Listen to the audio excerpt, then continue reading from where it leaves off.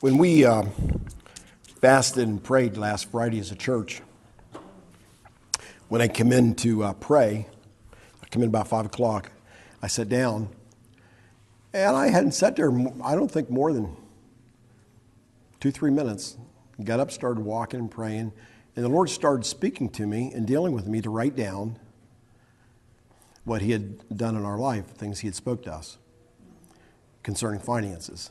And I really didn't expect to share exactly what I'm sharing with you tonight, but I see why.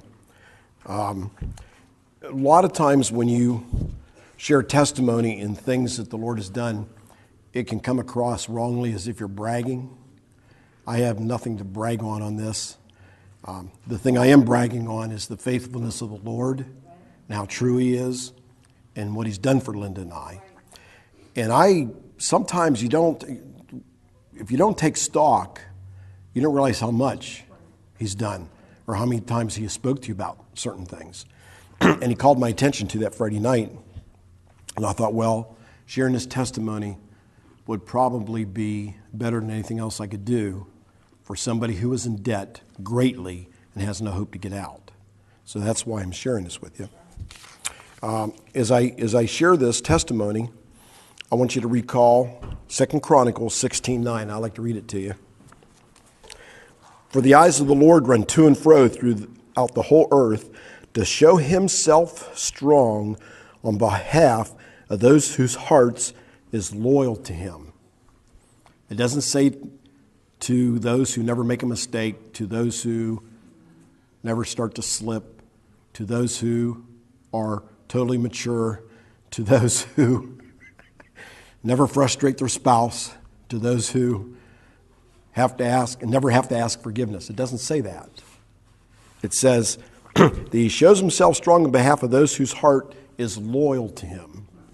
We all struggle. I'm not finished. I have a lot of imperfections in my life and more to be built in my character, everything.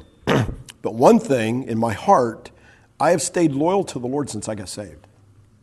Now, the 2 times that I remember that I backslid, I still didn't go out into the world. I just quit reading, quit praying, quit witnessing, quit going to church. But it wasn't a purposing in my heart to follow somebody else or do something else. In fact, both times I didn't even realize I was backslid till the Lord got a hold of my attention, believe it or not. So my heart really has stayed loyal, though I have struggled. And the other scripture I want to bring your attention to is Proverbs 3:32. And I like to read it out of the Amplified. Just love this scripture. But his confidential communion and secret counsel are with the uncompromisingly righteous, those who are upright and in right standing with Him. I'll tell you, in your heart, you just are going to be uncompromisingly righteous. You're not going to compromise. Now, again, you may have maturity to go through. You may have some changing to go through and things to repent from. But in your heart, you've purposed, I'm not going to compromise. And that's what causes you to repent. That's what causes you to continually to grow. That's what causes you to continually mature in the Lord. So, didn't want to paint a picture that I was real godly and doing everything right all the time. That's not where it was at. But my heart was in a good position. My heart was in a good position before the Lord. There was one time when I was working a part-time job back in East Liverpool with a man by the name of Norris Megerly. He was a cleaner. He cleaned windows, floors, fabric store. He cleaned everything. And every once in a while he'd ask me to go work with him.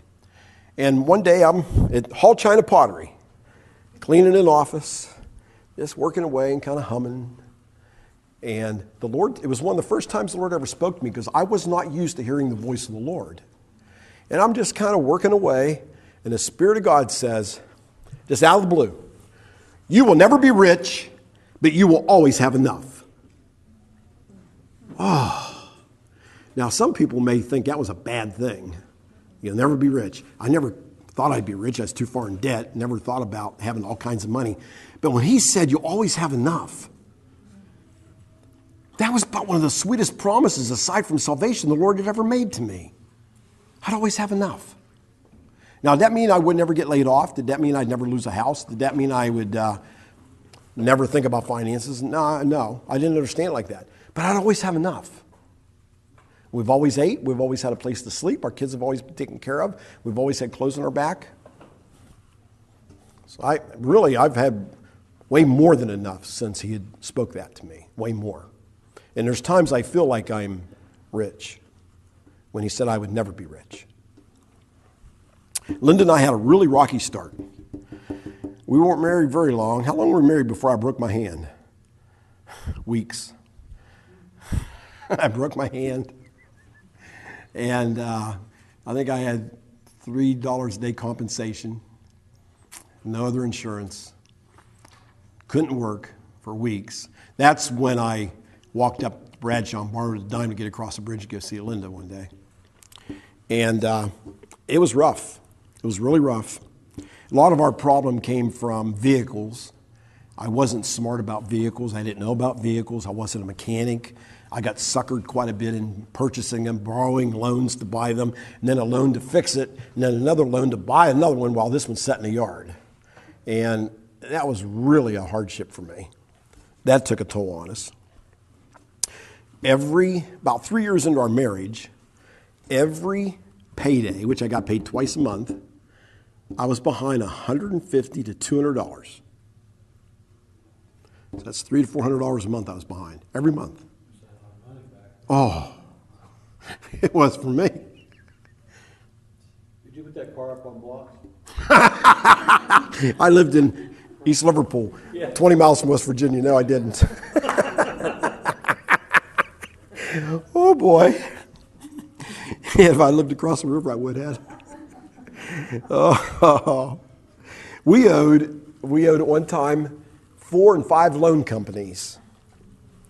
And I just went from one loan company to another. My cousin ran one loan company. A best friend of mine was vice president of First National Bank, Rocky Sanford. I don't even remember him or not. And people liked me, and they'd lend me money. I kept a AAA credit. We never had bad credit. But I borrowed one loan to pay another to borrow this loan to get that car to pay that loan. It just about drove me nuts. Did it for years. I mean, it's enough to just give you a heart attack.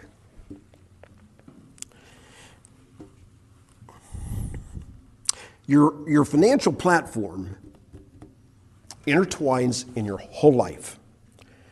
It intertwines in your marriage. It intertwines in ministry. It intertwines with goals you have, family, friends. You think of anything in this life, your financial platform is attached to it. One way or the other. There's no getting away from that. I'm going to sort through some of this.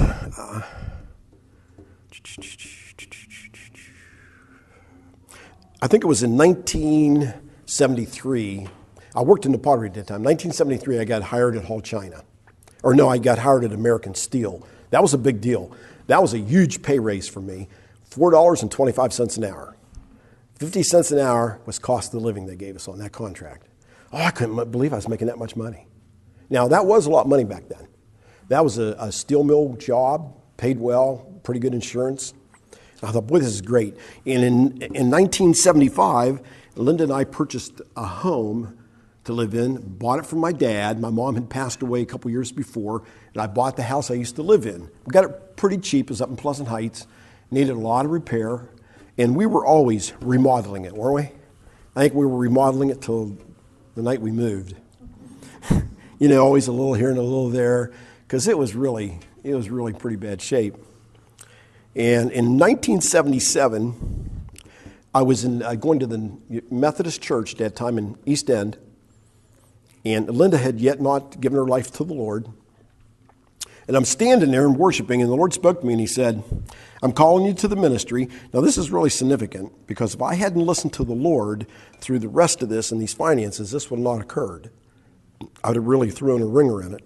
But he said, I'm calling you to the ministry. I'm not calling you to be a pastor. I'm not calling you to be a teacher or an evangelist. And then he just kept quiet. Well, see, in those churches, that's all you know there are. Apostles and prophets were gone with the writing of the Bible. When the disciples ended, that ended. And he never said much else to me. And I always buried that in my heart and wondered what that meant. I didn't know. In 1978, I had a chance to get a job across a river at Quaker State Oil Refinery. Now, this is a big deal. I'm making an hour drive. I wore out one whole car. I wore out a car driving to American Steel and back home to Liverpool.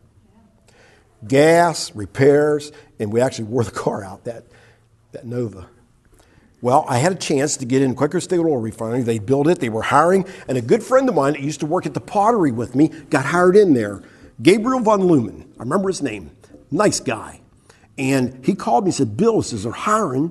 He says, get over here. I'll get you the application. It's a shoe-in. I said, okay. Oh, I'm so excited. It's more money. It's close to home. Instead of an hour drive, up an hour back, it's only 15 minutes across the bridge. So I go across, get the application. Now, I'm pretty excited. I'm pumped. It's a shoe-in. I got the job. Just turn this application in. But see, even though I didn't hear from the Lord a lot at that time, I knew to pray and ask him, what should I do about this job? So come across a bridge. I said, Jesus, isn't this great? What do you think about this job?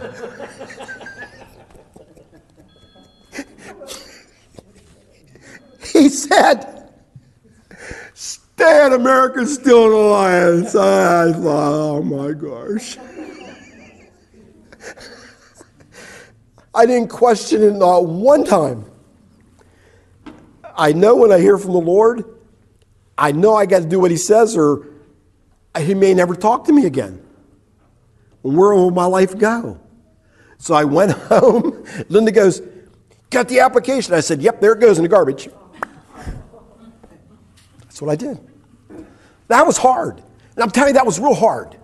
That was like almost for me like hitting a lottery in a small way and throwing the ticket out. It was very hard. But down inside, I knew I had to listen to the Lord. I just knew I had to. Later that year, while working on the house, now those are two significant things the Lord said to me. One significant thing about finances, don't take that job. Man, close to home, more money, won't wear a car out, I won't be tired. Oh, very hard. Later that year, while I'm working on the house, now I'm a permanent type person. When I get something, I like to just keep it. I don't buy a car to drive it for a while and sell it. I'll drive it till it's shot and go buy another one. When I buy a house, Linda likes to rotate houses. And she's got her wish since we got married. We're always rotating houses. But I never dreamed that would happen. See, I bought this house that I used to live in. I love it. It was a nice little neighborhood. It's a pretty little house. I almost got it done. I mean, this thing looked pretty nice. I did it with my own hands, and I didn't know how to do that kind of stuff then. I had to learn how to do most of it. I didn't have tools. I had a little saber saw with a 3.5-4-inch blade to cut through 5-inch doorways and walls. It would take me days. Bing! Next morning, bing! Linda goes, how you doing? I said, well, I'll get it tomorrow. I mean, those are true stories. I don't want to sell this house. And I'm up. I remember it was on a Wednesday afternoon after work. I got in from work, and I'd always work in the house for a little bit. And Linda, God bless her, she hadn't come to know the Lord yet, but she'd let me work, and then she'd pick up the tools when I went to prayer meeting Wednesday evening. Well, I'm up on the house, and man, it's getting done. I mean, we're getting close. I couldn't believe this. I'm up here working, and I hear this voice like somebody standing right beside me says, you're doing this for somebody else, you know. Took my breath. I didn't tell Linda. I didn't tell nobody. I didn't tell anybody for a long time, and I wouldn't repeat it. Thought, what is he talking about? But that was his secret counsel to me. He was being so kind to me. See, I can't let go of stuff. And he was prepping me. He was really being gentle, and I thought it was rough. tells me not to take a job that I want, that's more money and close to home. Then he tells me the house I'm in love with and enjoying working on, you're doing it for somebody else. And it was hard to hear that. But see, I deposited that and I held on to that. I thought, and I knew it was real. I knew it was true. And it was hard to work on that house after that. I lost my incentive, you know what I mean? It wasn't like my house anymore. And I don't think I ever told you about that until she had given her life to the Lord. I had finally told Linda. Early in 1979, just out of the blue. Now, we're still in debt. We're using a little bit of money and taking another loan to fix the house and pay off other bills. And then I worked in the summertime. I painted houses. Linda would come and pick me up after getting off the pottery and take me to a house and pick me up after dark. I painted houses through the whole summer just to get extra money. And all that money, it all went to buy one pizza for dinner and pay off bills. You remember that? Oh, summer after summer, it was so hard. So we're still in debt. And out of the blue, just out of the blue, I'm at work, and this is what the Lord said. Get out of debt. No instruction. No guidance. Nothing. I thought, get out of debt. Yeah. You thought, like I think back today, wonder why I didn't say, well, how do you expect me to do that? I never thought about that. I reflexed on when he said, get out of debt. I went home that day from work. I thought, well, he said, get out of debt. If I don't listen to him, see, my fear was if I didn't listen, he'd never speak to me again. I always want direction. I want the Lord to know I care about him. And I'm on that side, and I'm going to listen. I'm glad he's talking. But so far, all the things he's saying aren't real nice. They're really hard to hear. But I thought, okay, get out of debt. I went home that day. Do you remember that day? I walked in the door. I told Linda. Now, I did what I knew to do. I said, give me all your charge cards, honey. I want to see them. She gave them to me. We walked over to the garbage. I got a pair of scissors. I started cutting. She started crying. You know why she's crying? There goes Christmas. There goes the birthdays for the kids. There goes anniversaries. There goes anything. There goes new shoes when we need them. There goes clothes. That was hard. That was real hard. I mean, she's crying. I'm saying, hey, it'll be okay. It'll be okay. Oh, she was just crying. So after we did that, a couple of days passed by, and I thought, I'm in debt. What am I going to do? I mean, what am I going to do? Oh, I know, I'm going to come up with a plan. I got to come up with a plan. I got to do something. So I sit down on paper for hours, and I figured out a way to get out of debt. Yeah, 10-year plan. I showed that to Linda that day. I said, I got a plan to get out of debt. She goes, let me see it. I said, it's a 10-year plan. She cried again.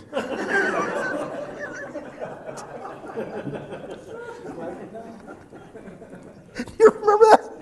I didn't know how to do it any sooner.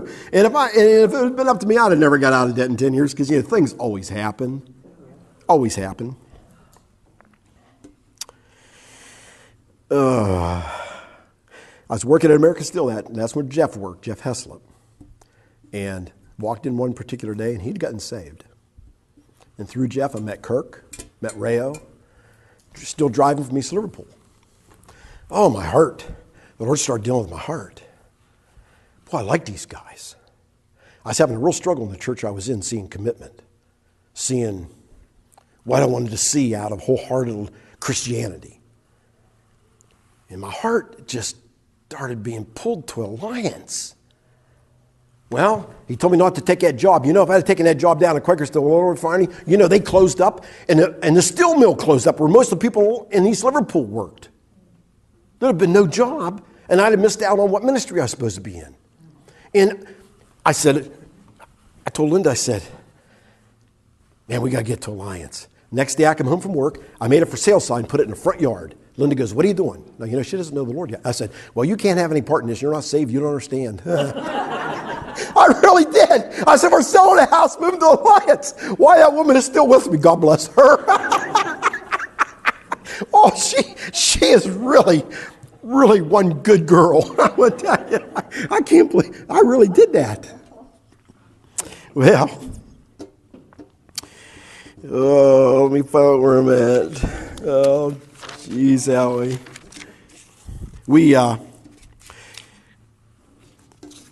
Let me get this right here. Here I am.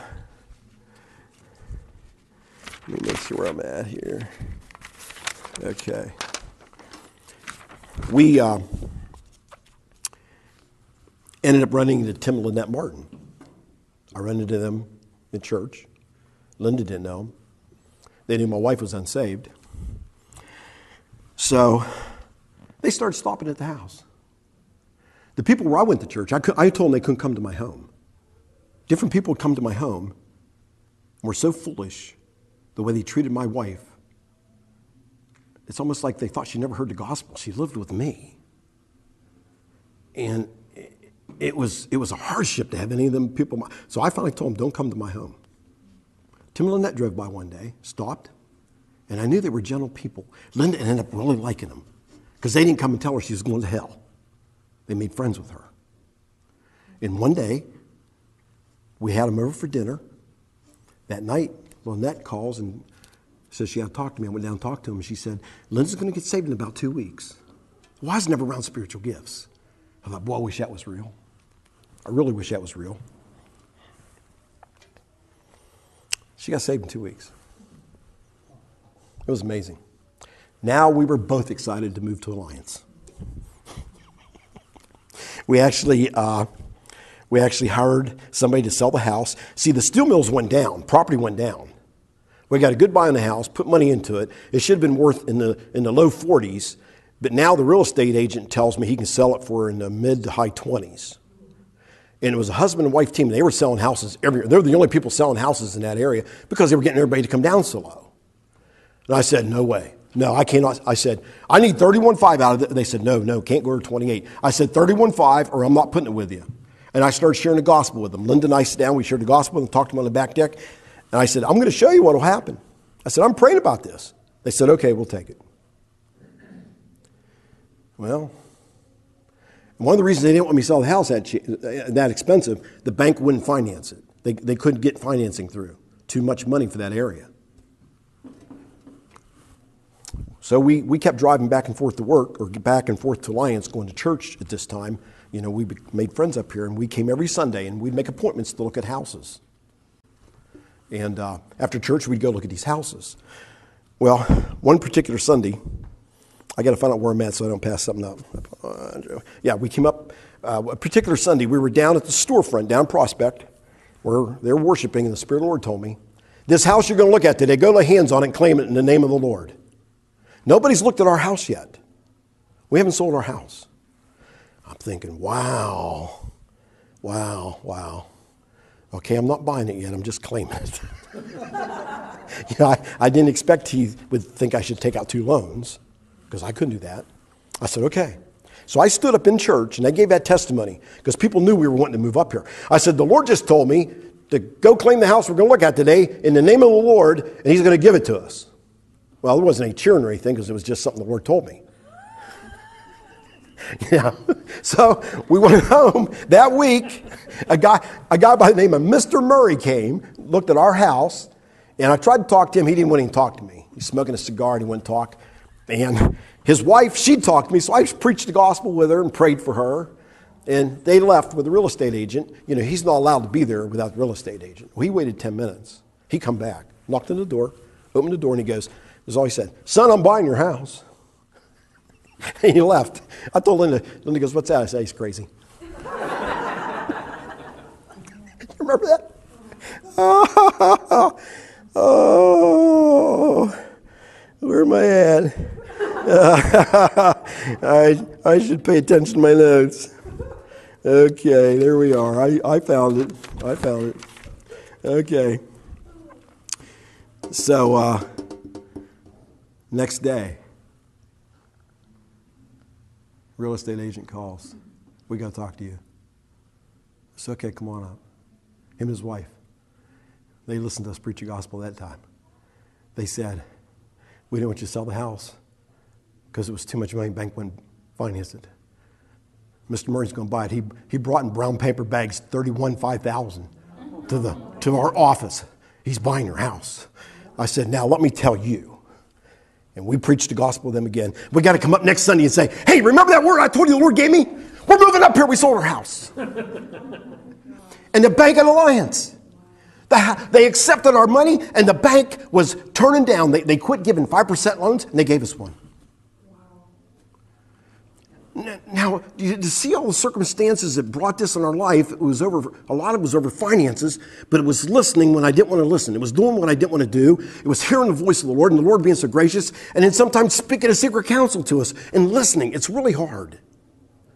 But after you get a little bit behind you, it's really fun to tell them stories. You think, hey, I might be getting this. It's really fun, but it's always hard.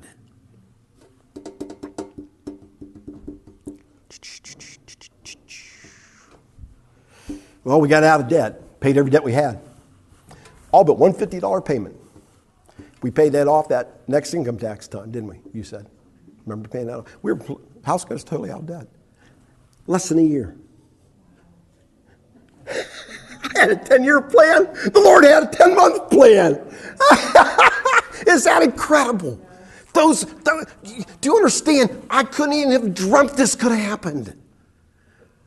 Do you remember the morning you left on the school bus to come to Alliance and the school bus broke down? Would you ever dreamt in your wildest imagination the night before you left that you'd be a master mechanic fixing that bus? No way. Do you see? Christians are the only people can expect this kind of stuff to happen. Now, I've had bad stuff happen. I'm going to tell you about some of that.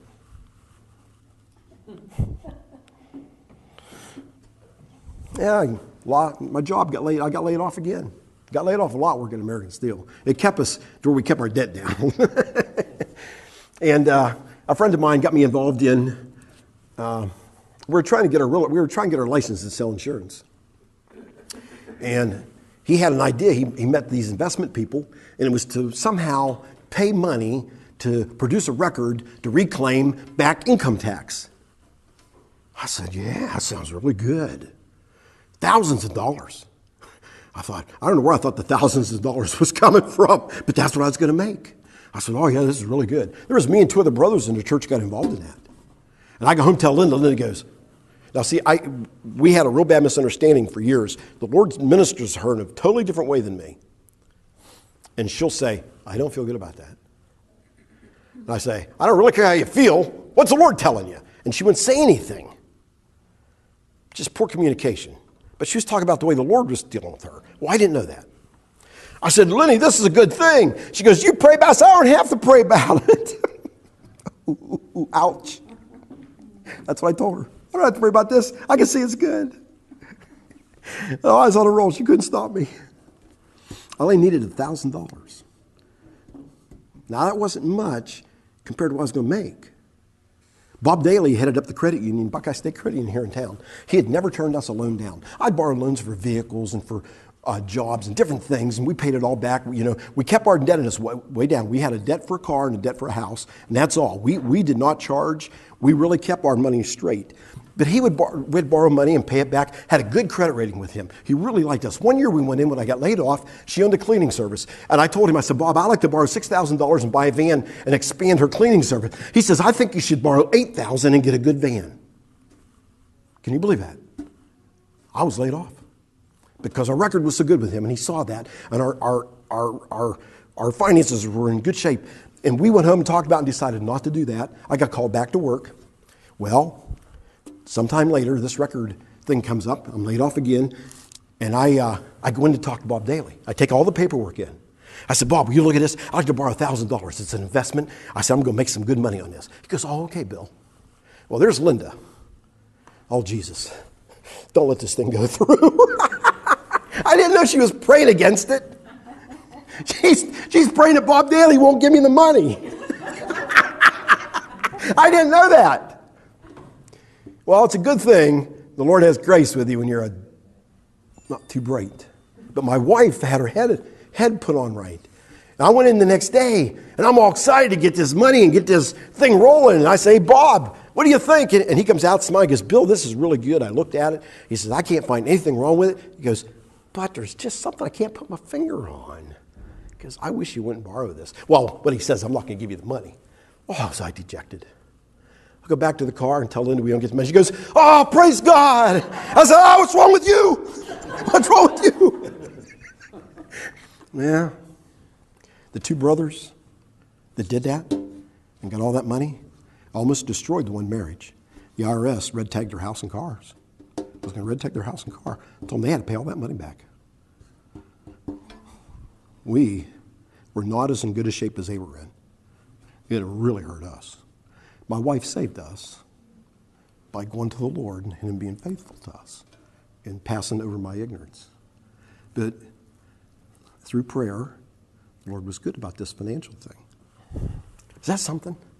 I mean, when He started telling me all this Friday night, I couldn't believe it. I thought, man, look at all the financial decisions that were based upon prayer and the Lord and counsel from Him that brought us to where we're at now. It just amazes me.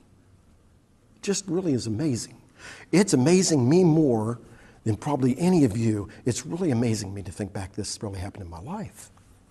I'm almost done. Years later, I got laid off again. Couldn't make the house payment at Avalon. And as a Christian, couldn't sell it either, couldn't sell anything. As a Christian, I felt, they kept calling and asking for money, and I had no money. I never quit tithing. We never quit giving when I got laid off, never. Any money come in, we tithed and gave offerings.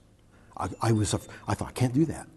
I was taught that, I understood that in the Word. This goes first, the Lord's taking care of us. I hid the bill ledger from Linda for about 6 months. I didn't want her to see it. It was just, bad. And finally I called the bank, and Jerry McCallum gave me the loan to the house. I found out he was in that day. I put the house keys in my pocket. I didn't know what to do. I'd never been in that position. I went down to the bank and put my house keys right on his desk because I didn't want to get a bad rep being a Christian, not owing his money. He goes, what's that, Bill? I said, that's that keys in my house, Jerry. I can't make the payment. He goes, I said, Jerry, I can't make the payment. They're calling me from Canton, harassing me every day. I can't take it, my nerves, and I just want to give you the house. He goes, take the keys. I'll make a phone call. He set it up to where we could go talk to him in Canton. We went in, met a guy, a young kid was head of this division, and he said, well, we'll take the house back, cost you $500. Linda and I looked at each other. We had $7 in our pocket, cash, no money in the checkbook. I said, son, I don't have any money. He goes, you don't? I said, no. He goes, oh, forget the $500. We're just going to take it back anyhow. I said, what gives you the privilege to do that? I mean, I want to know. And we're going to get in trouble. Are you really taking the house back? Because I'm head of this department. I can make these decisions. I'll do what I want. Well, I started sharing the gospel with him. Remember, we started telling him about Jesus? He says, my father-in-law did that just the other day. My father-in-law just did that. He got saved thing. He goes, I think there's something to it. They took the house back without a dime. We skipped across the lot with no home and so excited. But before I left, he said, we need somebody to take care of the house. Will you rent it for $600 for the next 6 months or for $100 a month for the next 6 months? I said, yeah. I got called back to work, gave the house back and rented. Rented for some time. Page 3.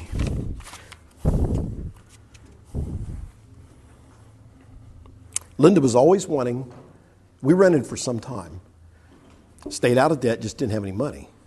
She was always wanting to go look for a house. I said, Lenny, we don't have any money. We can't go look for a house, can't buy a house. And I'm going to waste gasoline money looking. We were renting from Rayo. Pete Donahue had his house. I said, we can't do that. One day I'm at work, I'm welding away.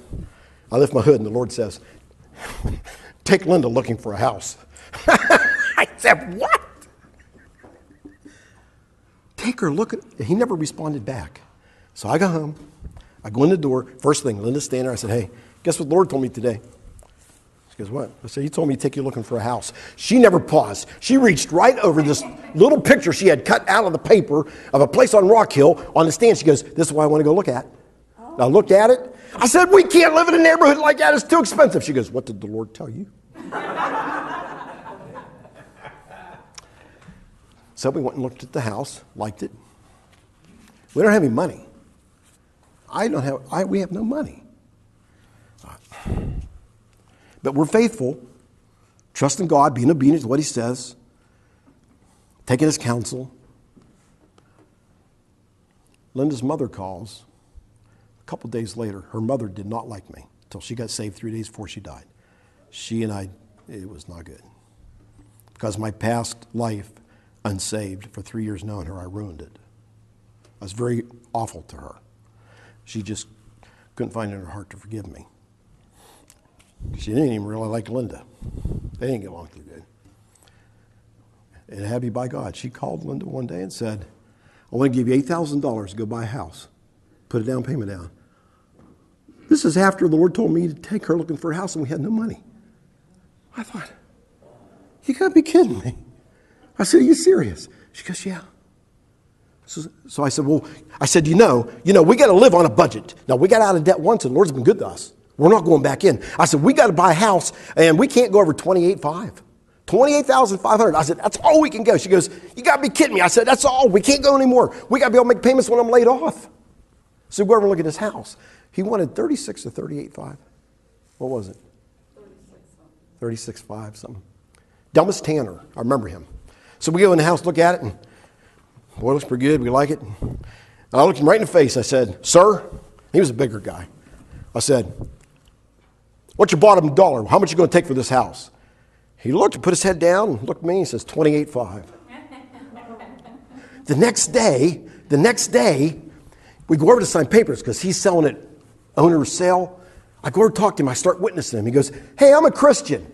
I said, you are? You know Jesus? He goes, yeah. I said, let me ask you a question. When I said, how much do you want for the house? Why did you tell me 28.5? He goes, well, my wife and I were never going to go that low. But as soon as you asked, the Lord said, sell it to him for 28.5.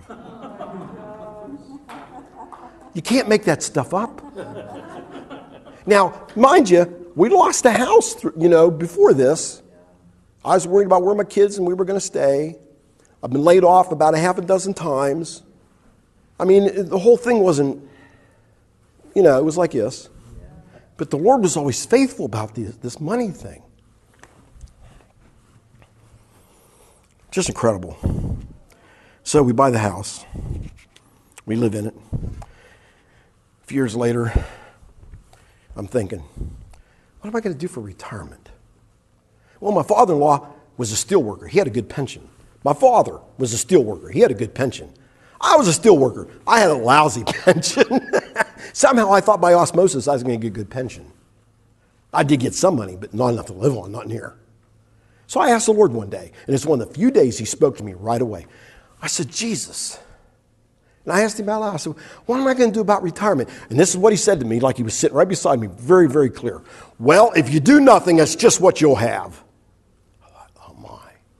At that time, Rick Cunin was trying to talk me into the rentals. We were getting ready to sell this house and maybe make some money and buy another one. And he kept telling me, he'd come by every day, didn't he, that summer? Almost every day faithfully, he'd come by after work and he goes, you're not selling this house, you're going to rent it. You're not going to. He acted like my dad. I mean, and Linda, she has both her feet against my back, pushing me, trying to get into rentals. I'm scared to death. I don't want to do that. And when the Lord said that, it's like he took this picture of what was going on in my life and laid it down in front of me. Here's the rentals. I said, okay. I got into the rental business. I retired 4 months ago. It looks like it's going to work. Now, I quit a job, that where I get 2 nice paychecks a month. But the rentals, we never spent that money. I did what the Lord told me. We repaired them, and we didn't do what a lot of people do, go out and buy boats. And I think we owned them 6 years before I took $10 to put gas in my truck. We tried to be faithful with that thing. And 3 years ago, I wanted to put up a new shed. Not a garage, just a shed in my yard so I could put my tractor and stuff in it so it wouldn't rust. My trailer that I pull my other tractor on to cut grass. And so I had to level up a place. I brought 43 tons of dirt in, which wasn't real expensive. And Kurt Klingerhofer, God bless him, he lent me his big John Deere tractor to move the dirt, so it didn't cost much. Packed it down. We got done. The shed's only going to cost between $5,000 and $6,000, which at one time I couldn't even dream of doing. But we're saving for retirement. We're paying off properties. And Linda senses by the Lord we shouldn't put up this building. Oh, that was hard for me. You're a guy, you want to put up a building, put your tractor in it. It was just, it's a guy thing, And, I moved 43 tons of dirt that summer, backed it down, fixed it, tell all the neighbors I'm putting a building up, and then it sits there for 3 years. They always say, when are you going to put that building up? But the Lord, for some reason, told us not to do that. It was just 2 weeks ago. He gave us a release to go ahead and put it up. We're still asking for counsel. I'm only 67. Last night I was asking people, how long do you think I got to live? One guy said 15 years, another one said 20. I said, well, I got 15 or 20 years. I want to handle my finances right to the end and maybe have something to leave my children. So I'm still asking for counsel. When I started, I was telling you about Chronicles, 2 Chronicles 16:9.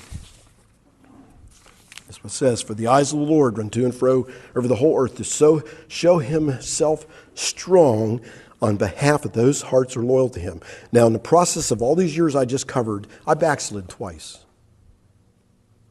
I didn't go out in the world and get into things, but I quit reading, quit praying, bad attitude, thinking with bad language, treating my wife really awful. And the Lord brought me out of that. So it's like this didn't happen to me because I was a good guy or because I was righteous all the time. It's because my heart was loyal. When I wasn't backslid, my heart was loyal. And in Proverbs, I told you 3:32, it says the secret counsel of the Lord is given to those that walk righteously. Oh, I'm telling you, Christians are the only ones that can be in debt up to their gills and expect to get out of it. Because the Lord can do that for you. See, indebtedness is terrible. It's a bondage. The Lord doesn't want it. Now, we create it, whether it's by foolishness or by deception, we fall into it. But when we see that we want out, and we really endeavor to do things right and try, and it looks like it will never work, if you're a Christian and you know the Lord Jesus, and you ask him, help me, Lord, give me wisdom, speak to me, and you don't quit. See, this didn't happen in a week. Now, the first thing happened within a year. Now, that day he told me not to take that job, that was not easy. That was very hard. But I knew I heard him. I knew I had to do what he said. And when he said get out of debt, I didn't know what to do except cut up the charge cards. I didn't know what to do. So that's what I did. And I believe he saw the integrity of my heart, and he stepped in and started working. Just remarkable what can happen. So what I'm trying to paint is a picture of hope for anybody that is in debt desperately. If you just have a love for the Lord Jesus and give your heart fully to him, ask him to help you, I believe he will. Questions or comments? I'm done. Good word, Bill. I wouldn't want to do it again. No, I mean, I wouldn't want to. I'll go through it again. No, that was. Great testimony, man. I had to. Go ahead. Is there good debt? Yes, there is good debt, and I just, Make me feel good. Well, the Lord told Linda and I not to go in debt. So we moved to Alliance, we buy a house. We've got to live in a house. I don't know what else to do. We buy a house. I thought it was wiser to buy it than rent. And we've always prospered. That house that I bought on Rock Hill for $28,500, I sold a few years later for $67,000. We went and bought another house out on Beeson. Bought it at an auction for $70,000. And now, nobody taught us this stuff. Rick Kuhn was an influence in my life. Linda is the financial connoisseur. She does the creative financing in our family, paying off debt and working up money, things like that. We bought that house for $70,000 and sold it for $132,000. That's like getting the lottery. I mean, it really is for people like us. Then we always bought a house. It was crummy, fixed it up, put liens against it, line of credit, anywhere from 30 to 45, 50,000. And with that money, I'd buy rental property. I could, with a 30,000 loan on that, I could go buy 3 or 4 rental properties, and each one of those rental properties turned between $400 and $500. Make that money, pay off that debt. Now, you have to be really disciplined. You know that. You're in business. So we have business debt. We owed, I hate to tell you how much we owed. I won't tell you. We owed a lot of business debt, but it covered itself. And we continually put money into the houses and fixed them. We didn't squander the money. And then this last 5 years, Linda said, it's time. I'm doing some maneuvering of money. We're going to start paying off house. I said, we can pay them off. She goes, yeah, we're paying 2 off here next month. So we had business debt, but the business debt covered itself and it made money. So I think there is good debt for a wise person. My brother called me here. When did the crash happen? 2000? 2008. My brother called me shortly after that. Within 6 months to a year, he called me and we get together and he goes, Bill, he says, I'm worried about you with that rental property. We actually did better during that time because people lost their homes and needed to rent somewhere. Yeah. Now, we didn't take advantage of that. We didn't raise any rents. We didn't do that kind of thing. You didn't do either, did you? You just did it right. But Steve was worried because he knew a millionaire who was a doctor who had rental property. And within 4 months after that happened, he went belly up and filed bankruptcy. Yeah. But he wasn't all wise. Don't get involved in something that's out of your area of expertise. He's a doctor. Well, what he did, he went and maxed out his property. What people do, they buy rental property and they're paying on it. Maybe they bought it for $30,000. They got it down to $20,000, but now the value of it's worth $45,000. So they go hit it and borrow $40,000 off the bank. Right. They got a loan for $40,000 on a house. And they do that with all their properties, and they end up with millions of dollars. Well, when the crash hit. And you can. So it was unwise. That bet's no good. The guy that made his farm payments faithfully in the early 80s never missed a payment, and they foreclosed on it. Because when he filled out a financial statement, because the land value had dropped, it changed his financial position. You're supposed to have a certain percentage of equity. Yeah. He didn't have that, and they foreclosed on it.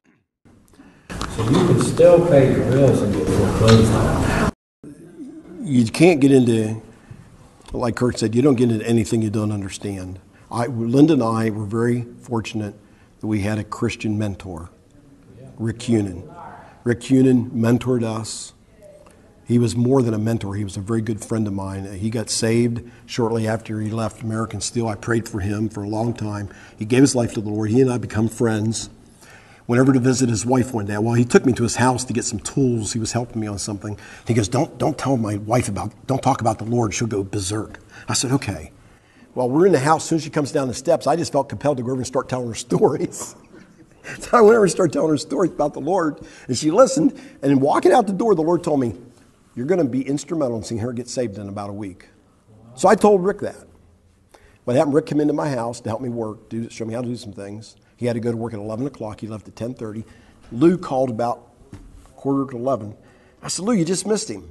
He just went to work. She goes, darn. I said, can I help you? She goes, yeah. She goes, I think I want to get saved. You know, when you talk to somebody like that, you try to be so low-key. Oh, okay. Do you remember that? You know, in your heart, the band's playing. Oh, okay. Well, Lou, you can do it by yourself there, or we can come over and be with it. She goes, well, I think I'll do it by myself. I said, okay. Well, when we hung up, we started praying. She stayed up all night to see him the next morning to tell him, because their marriage was rough, that she had gotten saved. And they mentored us for years. Rick I'd ask how to do something, and he'd say, wait till Saturday. And he'd come and work with me 8, 9, 10 hours. And sometimes get the product and bring it to me and show me how to do things. Yeah, he was a very good friend. And because of that help, we learned to do it right. So, go ahead. Just a little thing on Lou. Rick and Lou our landlords. Oh, okay. Now, when we first moved into the place we are at, it was 10 years ago. And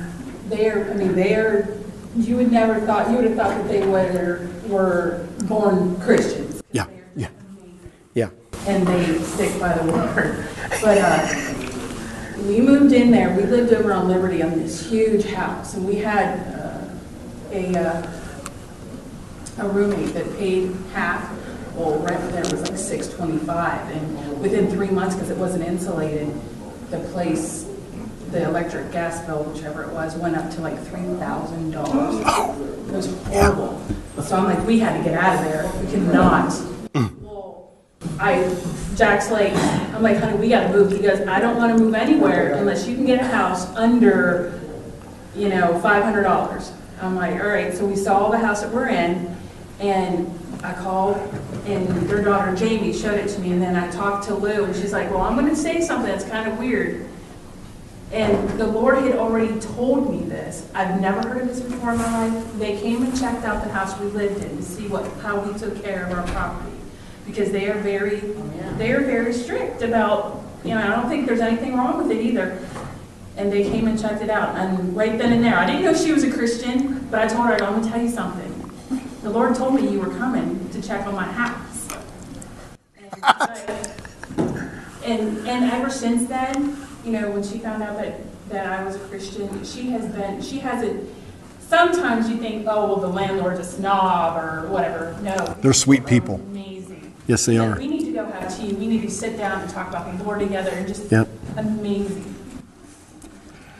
You can't say too much good about Rick and Lou Cunin. Yeah, it's the truth. He helped my son get started and done things for him. They really love the Lord. Rick is a guy that works with his hands, and it's a shame. I think for a long time he never saw his gift. He was at an auction once, and somebody bought a refrigerator, and they couldn't get it in a truck, so he put it in his truck, took it, and couldn't get it in the house, took the door off, and got it in the house for him. Just kind of, you have the gift of works. That's Rick. And he's faithful. He is very faithful about the gift that God's given him. So that's a plug for Rick and Lou. Any other questions? Comments? Thanks, Kirk. Thanks for saying what you did.